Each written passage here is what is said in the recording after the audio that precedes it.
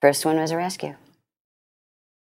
Little lion was been purchased by a doctor in Mandeville Canyon in LA. And he bought an 8-week-old lion cub. Feed him with a bottle, take a little nap with him, hold him, play with him.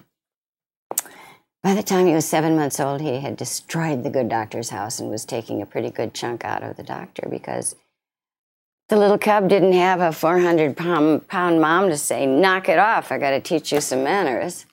Nor did he have any siblings to wrestle with and bite. So he was doing, the doctor became his sibling.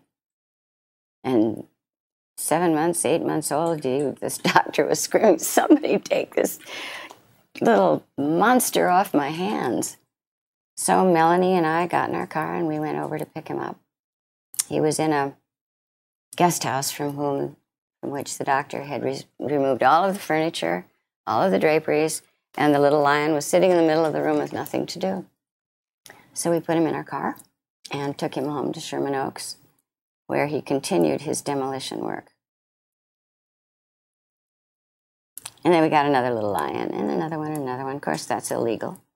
And one day, one of the little lions looked over the fence, and the neighbor looked up and said, "It's a lion." Next morning, pounding on the door at 6 a.m. Civil servants get up early.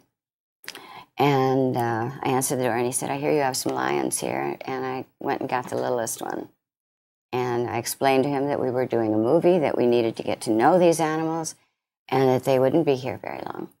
We don't think of them as pets. They won't be here very long. He said, "Yeah, you've got that right, lady. You've got 24 hours to get them off the property."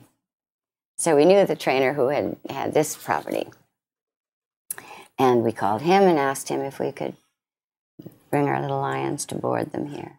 And then we heard about some circus animals that needed a home. And animal park. But the common denominator was the private citizen who had purchased a great cat as a pet and couldn't handle it.